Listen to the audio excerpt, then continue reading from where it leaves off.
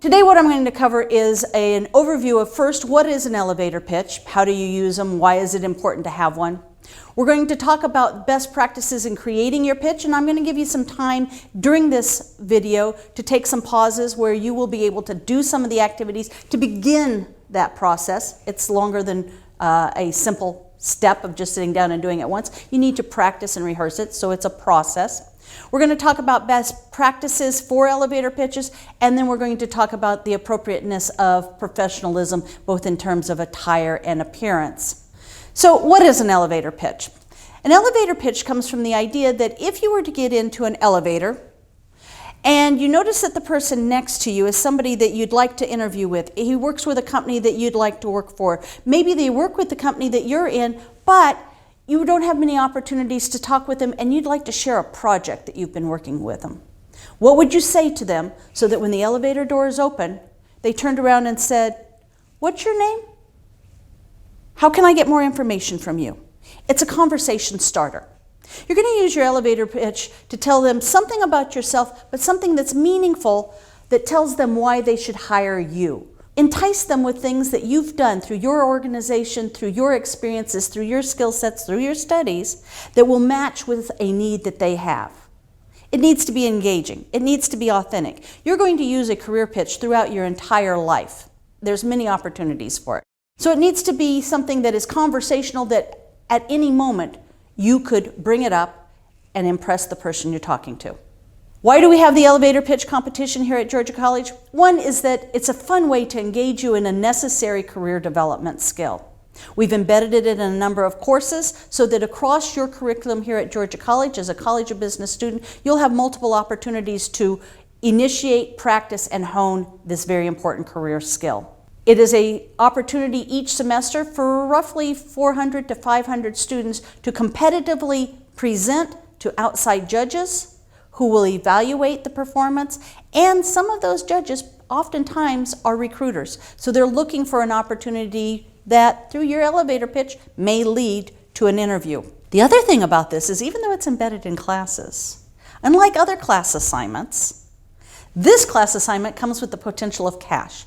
Top prize each semester is $500. The top 20 from the first round will advance to a final round where there are cash prizes for all top 20 students. So I hope you're in that group. Let's take a moment here and watch an example of a 1-minute pitch. This is a student who was competing much like you'll be doing this semester. Watch it carefully, and then afterwards we'll take a few moments to analyze it and for you to look to see what you caught that this student did well. Hi, my name is Nicholas Stinson and I am a senior marketing major at Georgia College. I noticed that your company is seeking a marketing specialist. Perhaps your company could benefit from my skills, as I'm wanting to be a marketing specialist for a music production company after I graduate. My experience at Georgia College has provided me with several internal strengths that have contributed to my overall professional growth. For example, I'm an achiever, I'm an activator, and I'm a communicator. These skills have allowed me to manage several leadership positions like historian and fundraising chair for 2 different organizations simultaneously. When I was a historian for my organization, I planned, promoted, and executed an alumni event for over 70 guests. When I was a fundraising chair for my choir, I created and implemented a strategic fundraising plan to lower our international tour costs by more than $200. Again, my name is Nicholas Stinson, and I would love to talk to you about the opportunities available at your company. Here's my business card. As you took a moment to think back on that video, look at the criteria that judges use to evaluate. There are 3 primary areas. The first thing is appearance, because your appearance sets the stage. Appearances are very important for people forming judgments about whether or not you're even a match professionally for their position. So looking at niche, business attire, was it neat? Did he have strong posture? When you look at the content, the things that he said, did he have a strong introduction? Did he tell us who he was? Did he tell us through his content things that were appropriate for a position that he might be seeking? Did we understand how his skills and experiences might match the position he said he was seeking? And then finally, the overall presentation. Nobody's going to be able to speak better about you than you are. So you ought to have confidence in what you're saying. Did he have strong eye contact? Was he focused in his presentation? Did he show signs of nervousness? Did he have distracting body language? Were his gestures, his body language appropriate for what he was saying? Did he avoid slang terms, sexist language, fillers? Or was there a fluid continuity through what he said? And the inflection. That's the tone of your voice and how it modulates as you speak. If you speak very flat, nobody is very interested in what you have to say. Nobody knows you better than you. You've got this. Thinking about his video though, his appearance from head to toe, or as far as we could see, one of the things you noticed was his hair was neatly combed. He was clean shaven. If you're a male, beards and mustaches are completely acceptable, but they need to be neatly trimmed. They need to show that you've groomed them. His clothes were wrinkle-free. His tie was neatly knotted and it covered the top button, and the top button was buttoned. That's important. You can tell the difference.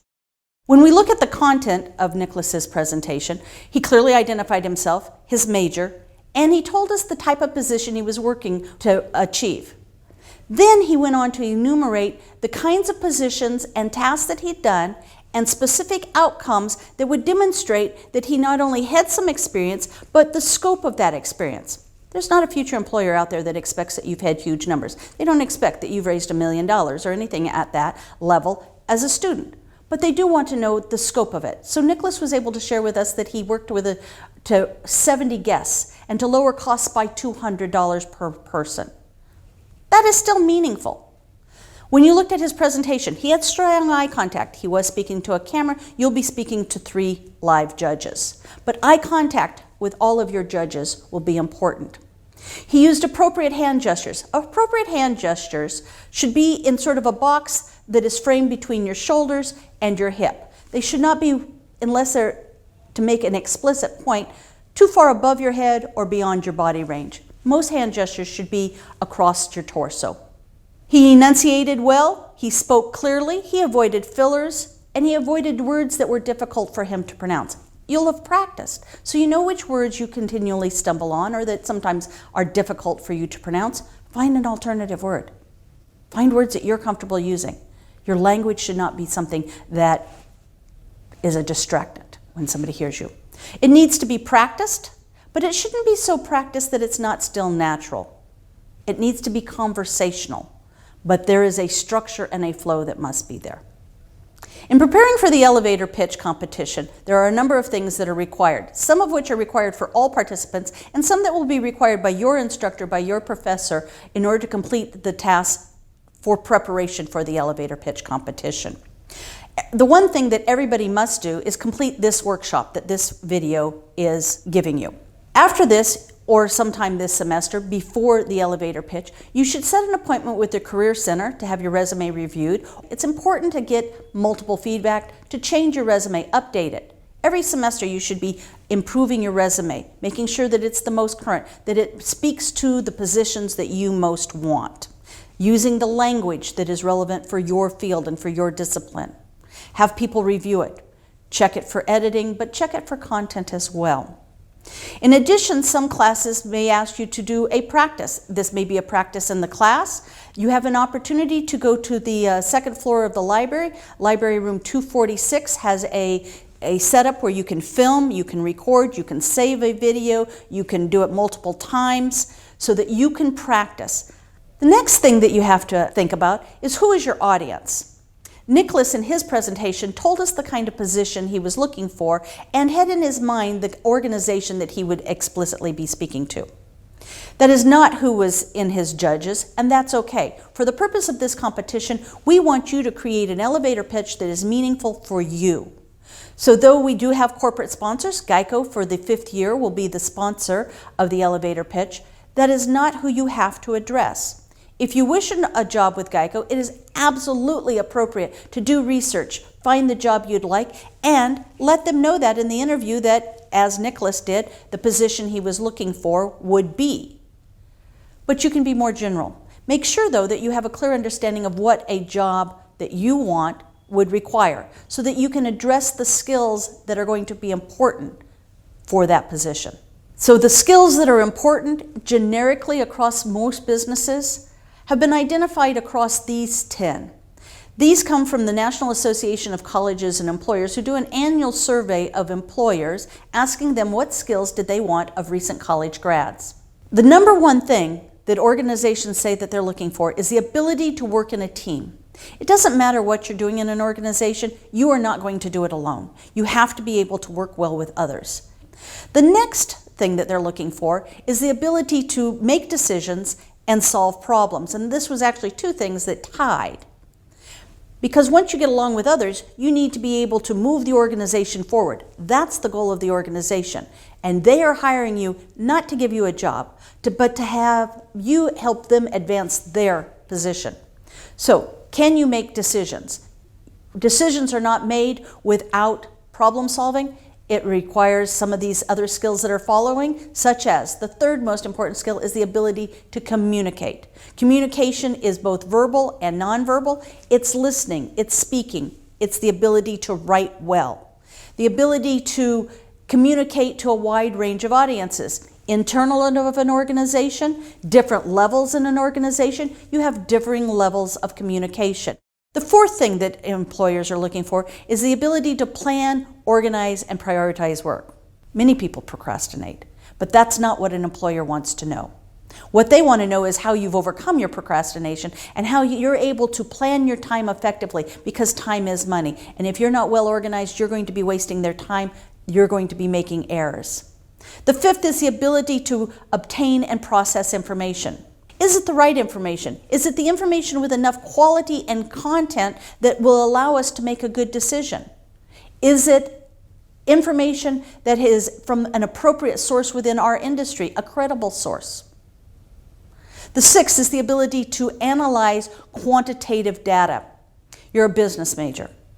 There is nowhere that it is appropriate to say, I'm not good with numbers. Business is about numbers. The seventh, and it's important to know that this is number 7th and not higher in the list, is technical knowledge specifically related to the job. This is where your degree plays a role. Notice that those first 6 things are not degree specific. If you don't have those 6 first qualities that you can express to a future employer, your degree has very little value because you won't have gotten to this level. The 8th is the proficiency with computer programs and software. Now clearly in some disciplines there will be very specific software, but as a minimum, as a business professional, you should be proficient at the complete Microsoft Office package. The 9th thing, and this comes down to a practical skill that is likely to be employed in your first year, is the ability to both create and edit existing documents. Most organizations that you will likely work for will not be new organizations. They'll be organizations that have some history. So you're not going to create many new reports. You're going to take existing company reports and you're going to edit them, modify them, update them, use this year's data, last year's data, recalculate growth trends, and communicate them in a way that it doesn't look like you just simply cut and pasted information into last year's report. But you also need to be able to create original reports for new projects, for new clients, for all sorts of opportunities. And the last thing, or the 10th thing that they said that they were looking for of new employees, is the ability to sell and influence others. Of course, the first test of this will be whether or not they offer you a job. If they don't, somebody else did better at fulfilling these first 10 things and at selling themselves, at being able to convince that employer that they were better. It's not just that one-time sales. You throughout your career will be influencing those that you work from in a team, your peers, your supervisors, outside agencies, that you have the right solution, that you have done your data collection correctly, that you have created a report that will move this organization forward. So how do you take these skills? Where do you build them? And then how are you going to translate these in a meaningful way to a future employer? So let's think about your skills and what are important. Some of the places, of course, that you'll have gained these will have been in your classes. That's why you've spent 4 years getting a college degree. So classes, but these might go beyond a class. It's your internships, it's volunteer experiences, it's campus leadership roles that you might have taken, whether those were within a campus setting or tangential to the university perhaps. Studying abroad hits a very important criteria for many organizations, because through a study abroad program, oftentimes you've had to deal with things that are unfamiliar. And they will ask you, what was something that was unfamiliar to you, and how did you overcome it? How did you address it so that you became comfortable with it? Your ability to work on academic projects is something that you can share. If you're not working with a faculty member outside of class, feel free to approach a faculty member who's in a discipline that you're interested in and ask if they're working on something that you could help them with. That'll give you some experience. And part-time jobs. It doesn't matter what your job was. If you had a paper route, that is an important part-time job, because through any part-time job, you have learned things that are important to employers. Now, taking those skills, here's a way that you might transfer those. And here is actually a statement that could be, for a marketing major specifically, something that would be of value and would hit many of those skills that future employers said that they were looking for. Through my capstone course with a team of 4, we developed a year-long strategy for Acme Foods after analyzing industry data. It would save Acme 2% in fuel cost.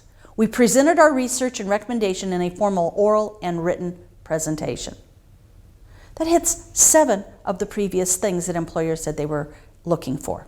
Let's think about what things you have that you can draw on to prepare your elevator pitch. And this would be a good point to start jotting things down on a piece of paper. First thing, of course, we mentioned is you need to get your resume reviewed. Your elevator pitch should capture things that are explicitly on your resume, but it gives you an opportunity to expound and put some greater context around them. From your resume, list the 3 to 5 keywords or skills that best describe you. The next stage is to take the one thing that makes you unique. What is the one skill that you've developed in a unique way, better than others, that differentiates you from others? Because it comes down to, in the interview, you need to be able to say, I do this better or more uniquely in a way that's beneficial to the organization than the next person. Take a transferable skill and provide an explicit example. So a skill that you've practiced, you've some experience with, but that the future employer is going to want as well. And help draw that line between this is what you've done, this is how you've learned it, and this is where you could be doing it for them. Of course, a couple of questions that they will invariably ask, not necessarily needs to be in your elevator pitch, but things to consider for that interview that follows an elevator pitch. What are your intermediate career goals? And then what are your long-term goals? Your long-term goals should speak to something that's within that organization. No organization wants to know that you want to retire at 35 and sail the great blue sea. They want to know that you've done the research and that you know within that industry and within that organization that you see yourself in the future, because they want you to be a long-term investment. And the 7th thing is to take all this information and connect it with your dream employer, your dream industry, that dream job. May do the same job in many different industries, but maybe there's a specific industry you're interested in or a specific organization. If you don't find them, they're not looking for you. So seek them out, work through these skills, and develop your pitch for your dream job. So let's take those skills that we've just pulled from your resume and let's think about how we're going to put them together. The QR code at the upper side of this slide will take you to a web page with some handouts. 2 of those handouts on that page, and your instructor will tell you which one they will be following for your class. One is the elevator pitch to land a job, or the elevator pitch handout. Each of these will help walk you through crafting your own pitch. Things you need to think about. What specific skills do you have that will fit your dream job?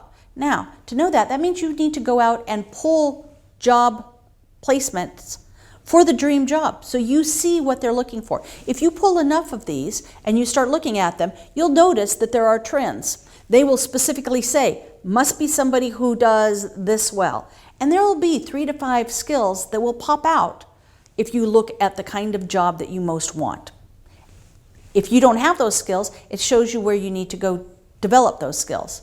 But draw from your experiences that you have had, classes you've had, internships, work experience. Where have you already acquired some of those skills? What experiences, specifically, detailed experiences, who, what, where, and how much have you already done that shows that you could be successful in their organization with these skills? As you think about this, was this a tough experiment to do? Was it tough to sort of identify your skills?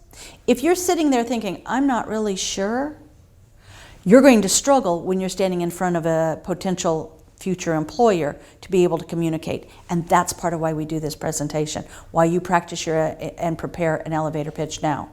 Because it needs to be something that is just natural and rolls off your tongue. Take a few minutes and let's walk through developing and the process to get to your elevator pitch. The first thing, of course, that you're going to need is an opening statement, which of course should sound something like, hello, my name is, I'm a marketing major at Georgia College, something like that. Short, but what is it about you beyond your name that is the hook?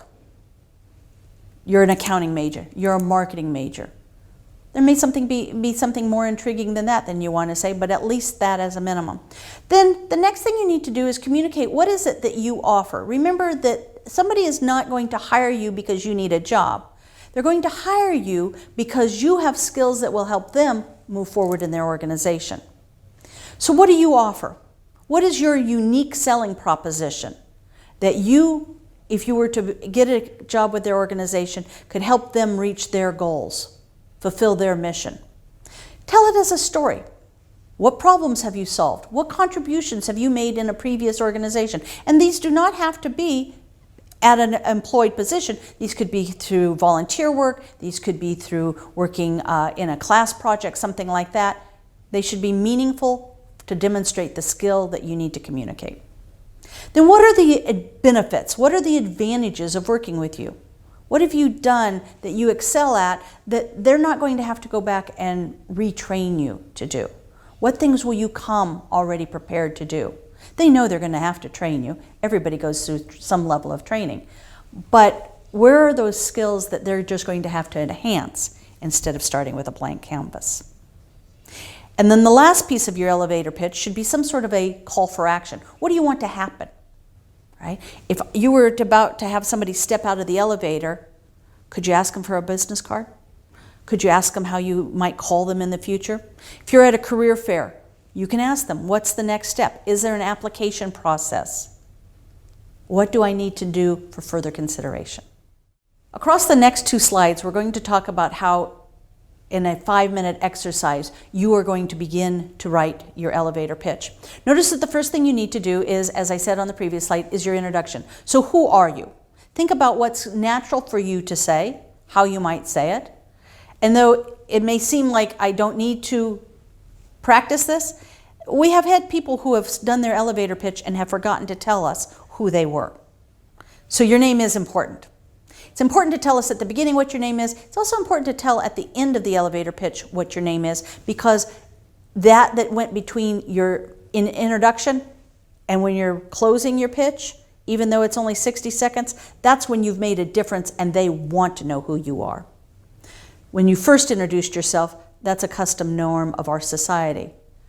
The closing, it tells them this is who you want to contact. So you need both of those. So, hello, my name is. It may be more formal. Shouldn't be much less formal than that. If you're at the career fair at Georgia College, if you're at the elevator pitch at Georgia College, we know you're a student at Georgia College. That doesn't need to be part of the presentation. It's assumed by the environment. The next piece should be, what skills do you have that you've learned, that you've practiced, that you honed, that you can demonstrate would be valuable to their organization? Drawing from your resume, drawing from your experiences. These should not be things that are not recognizable on your resume. At the bottom here, you'll see some of those things that you might use to fill in that are key terms that people are looking for. Leadership skills, teamwork skills, communication, computer skills. It's that list that we spoke of earlier that employers said they want. Your ability to be adaptable, to be flexible, to still be nimble enough and willing to learn, to develop future learning, because throughout your career, you will always continue to learn. Your ability to deal with numbers and be comfortable with math and budgets. Foreign language is helpful. It shows that you've learned something that is difficult for many people, so don't overlook those types of skills as well. And it's not just simply that you know a foreign language, it's the process in which you went through to learn and become proficient at that language. The other part of that pitch, and then I will pause and you can have some time to work on it, would be to tell us what your passion is. Why do you want to work for this organization? What is it about this organization or this job that you'd like that really brings out the best in you? What is your objective? What is it that you want to achieve? Do you want a job? Are you looking for a part-time job? If you're a sophomore, you may be looking for an internship for the following summer. Maybe you're looking for an opportunity that could lead to a full-time job, but not there yet. Maybe you're about to graduate and you are looking for that first career position. Let them know what it is that will fill that for you. And then in the pitch, by thanking them for their time and for reminding them what your name is. I'll leave this up here for a few moments so that you can think about how you might adapt this script and fill in some of these blanks.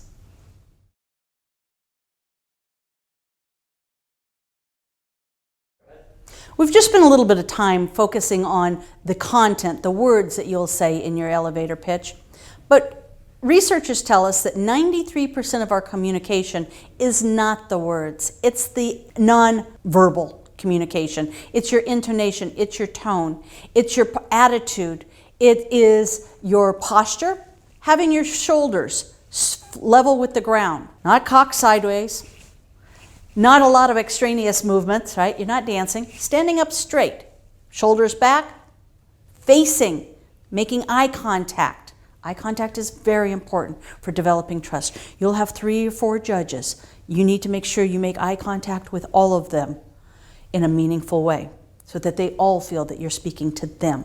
Make sure that you're listening as well so that your elevator pitch will be a monologue. But if you were at a career fair, you're not going to give your monologue, you're going to have an interaction. It'll be more conversational. Are you listening and responding appropriately to what they are saying? Are you alert? Are you interested? Remember, you are your own subject. There should be nobody more interesting to you than yourself. And you need to convey that to others. If you can't get excited about you, nobody else is either. That's just how it is. It's helpful if you lean in slightly. It shows interest. Make it natural. But if you lean back, that is clearly not being interested in your audience. Speak clearly, enunciate. Keep your mouth up so that your mouth projects forward. When you tilt your head down, your voice does change and your confidence wanes in the judge's eyes. So keep your head up, speak clearly, enunciate. Because you've practiced the words, you know the words that you can speak clearly and have eliminated those that you typically may stumble on or sometimes mispronounce. If you're not sure how something is pronounced, you can go online and check it out or ask others, am I saying this word correctly? If you're not sure and you're going to forget, choose another word. We have a rich vocabulary, so there's not a shortage of words to choose. Make sure that you look neat, clean, and polished from head to toe. They do notice if your hair is groomed. One of the most important things is pulling your hair back and out of your face. Male or female, your hair should be back and out of your face. If you're a male with longer hair, putting it back in a headband, in a man bun, in a ponytail is absolutely appropriate. Because when the hair gets down in front of the face, it interferes with the ability for strong eye contact. People are not able to judge your facial motions as well. It does make a difference. Less is more in terms of makeup. Making sure that you are cleanly groomed if you're a male, okay? You may have beards and mustaches, but they need to be neat. 5 o'clock shadows are not appropriate in the professional setting. It shows that you did not care enough about your own appearance to take what is a natural grooming process. So make sure that you look your absolute best. First impressions are important, and that first impression comes from professional attire. For the purpose of the elevator pitch, the required attire is business professional, not business casual. It should be what you would wear to the first interview of the company you most want to work for. That means that for men, it is a suit. A suit means that your jacket matches your pants. Women, we have a little more variety. We might wear a skirt or pants, and it doesn't necessarily mean that the jacket and the skirt or pants have to be the same fabric, but they should certainly align with the appearance of what a male wearing a jacket and matching pants would look like.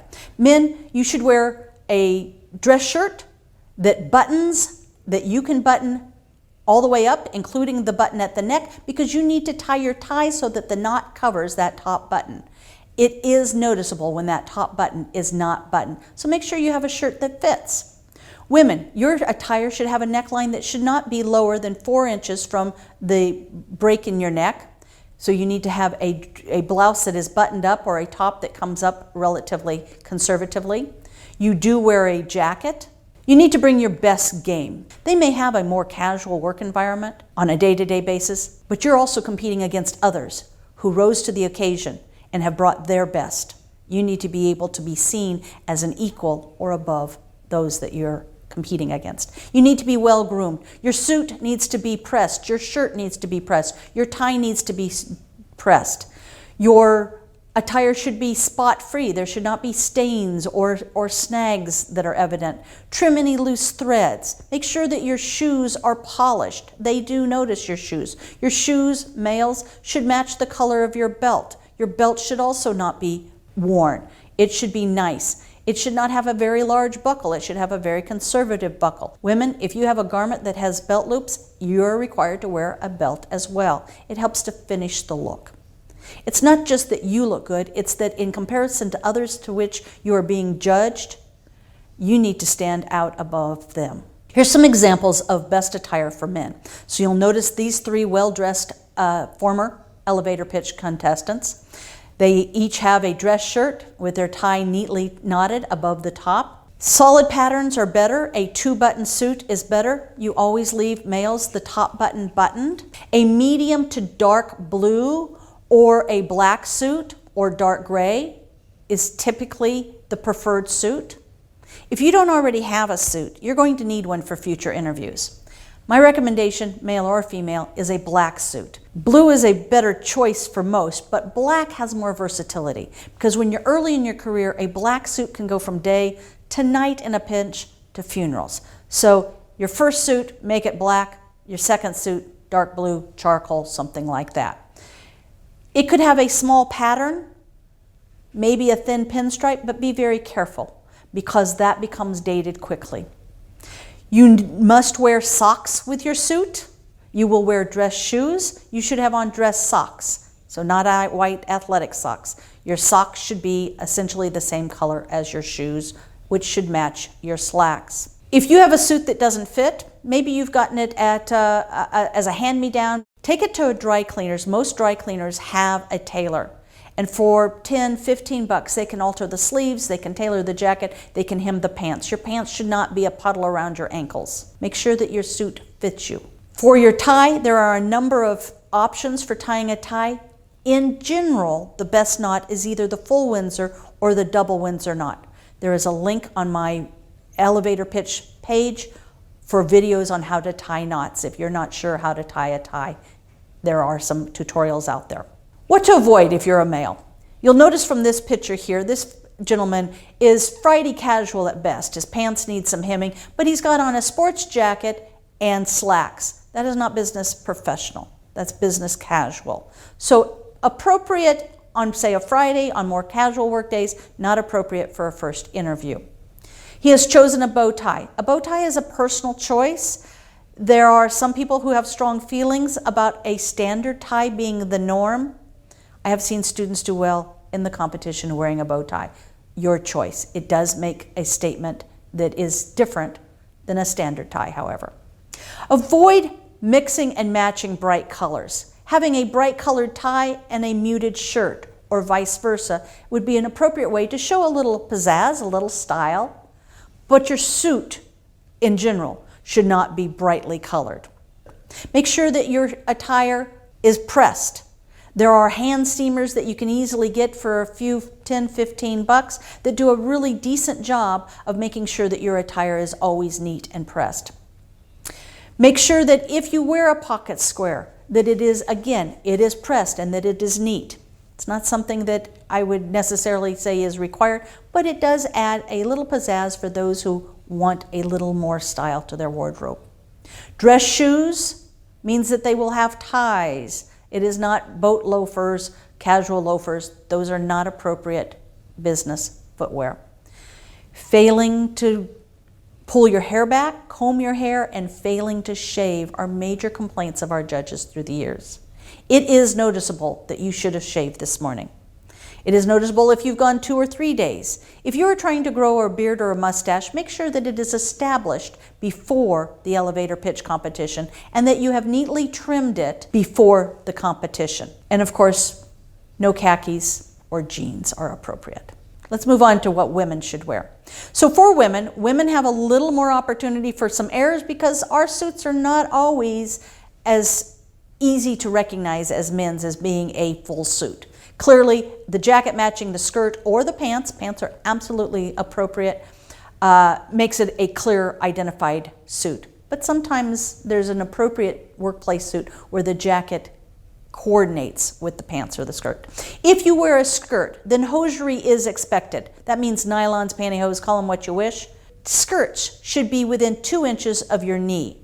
Not too long, not too short. They should also fit in a way that they are not form-fitting. Your pants should not be form-fitting. You should be able to walk comfortably so that a skirt doesn't ride up, or in an interview when you sit down that it doesn't ride up and embarrass the person that you're sitting across from.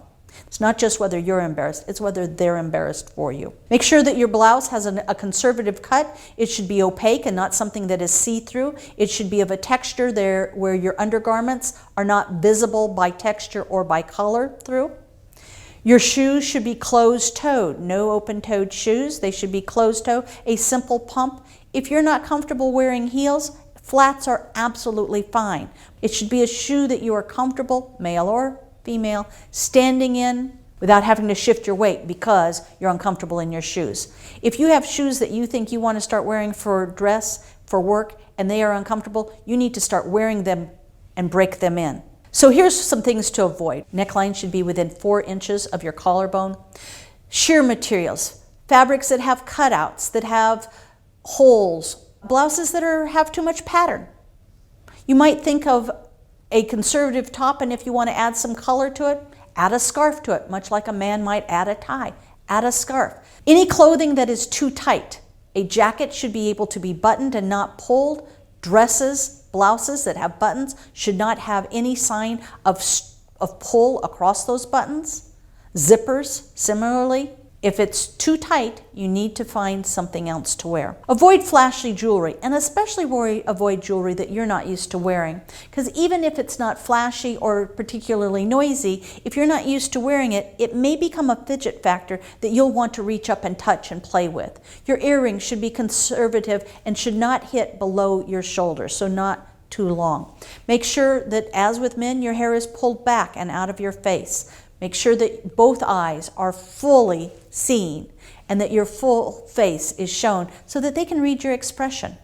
They'll feel more pulled towards you. Avoid extra makeup, especially makeup that you're not used to wearing, because chances are you're going to feel uncomfortable. It's not that you should necessarily go without makeup, but if you're not used to wearing makeup, do what's natural for you, what you're comfortable in. How will they likely see you every day? That's the face you really need to put forward. Let's take a look of an example of what would make a winning pitch. Now this student has, for the purposes of this workshop, prepared some bad examples, some things that were common errors, and he's put it into one presentation that judges did not value and ranked lowly.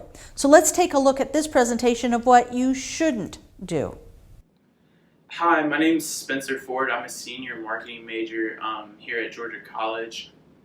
During my time at Georgia College, I was involved with the Wesley Foundation as well as Georgia College Miracle. During my time at the Wesley Foundation, I was super active, really involved. During my time at Georgia College Miracle, I was really involved as well. I was on the executive board, did a whole lot for the organization. So yeah, that's about me. Again, my name's Spencer Ford. I would love to talk to you later about possible job opportunities. Thank you. This is a recreation of a winning pitch given in a previous semester. Take note of how this presentation varies. what is this student doing well? How is this competitor really shining compared to the previous one? Hello, my name is Laurel Hughes and I'm a junior majoring in marketing. In 2017, I held an office staff internship position with the National Energy Education Development Project. I assisted in marketing for the organization by contacting potential sponsors for their annual banquets, such as Google and PGAV destinations, running their social media accounts, and sending information sessions at Washington, D.C. area schools. Because of this, I have a greater knowledge of the market outside of Georgia and have experience in engaging with different cultures.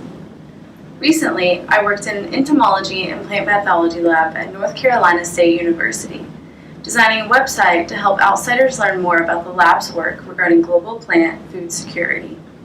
I would love to have the opportunity to learn more about ethics-based marketing strategies and leadership in the marketing industry. Once again, my name is Laurel Hughes, and I hope you have a great rest of your day. So across those two videos, you saw a poor example and you saw a good example. We've practiced those things that you should be putting into your presentation. You need to go back and hone them. Here's a little cheat sheet. 1, have you chosen a story that best showcase who you are and the experience and skill sets that you have that are going to be valued to the employer you want to attract or for a position you want? What does that look like? Have you made sure that you have strong and powerful sentences? A powerful sentence is not a run-on sentence. It's a sentence that concisely states what you would bring to a future employer. It uses language that resonates with the position you're applying to. And it is not strung together by a string of fillers, ums, ands, It stands alone. To make your presentation conversational, one of the important things is not to try to memorize every word. It's that you memorize the key points. Every time you give your presentation, it should be a little different because you're speaking to somebody different for a little different job, a little different company. So there should be some changes. But what are those most important points you need to make sure that every time you communicate? What's that strong identifying skill set that uniquely identifies you that a future employer is going to value? Create various versions. Think of the different scenarios. What would you say at a career fair where you're walking up to a table and you're seeing one table of people after another? You will know in advance if you go online to the Career Center who will be there, so you'll be able to target specific industries, specific jobs. So you will be able to create presentation specific for the different people that might be there. But in a networking situation, you might not know who you're going to be able to speak to. You may have a general list of people who might be there, but that conversation is going to be less planned and more what happens when you're in front of that person. So you need to have variation so that you can adjust based upon who's in front of you. Your presentation should match your audience. Some things to remember. An elevator pitch is not an interview. It is an interview starter. It is something to have that pairs nicely with your resume, often precedes your resume, so that it gives you an opportunity to send somebody your resume that might lead to a future interview. So it's not a commercial of everything that you've done in your life. It highlights those things that you do best, those things that will be most valued with the organization, the company, or the position you'd like to have. The speed in which you deliver it might vary. Quite often what happens in an elevator pitch, though, is that students speak faster than they had anticipated, and they don't reach that 1 minute mark. If you don't reach that 1 minute mark, it's better than going over because the buzzer will ring, but you also don't want to leave time that you could have used. Think about your elevator pitch as a start to a future conversation, because at the end, if you were to be in that proverbial elevator, or you were to be at a career fair or a networking event, it is the start of something to come later. What is it that you're aiming your elevator pitch towards a future action? Make sure you use it to bring out your personality. It should be a natural reflection, so when somebody sees your elevator pitch, they go, yep, that pretty much is who that person is. Yes. It's the natural sense of you in a professional decorum. And do not forget about body language. Body language includes the eye contact, it's the smiling, it's the enunciation, it's the intonation, it's the use of your hands in a way that adds meaning and is not just distraction. is not a nervous gesture. Judges will be looking at the criteria of content, appearance, and presentation. The evaluation form is online, so you can look at that to see exactly where points would be given. So, get out there, suit up, and get ready. I want to see your very best. Good luck in the elevator pitch competition.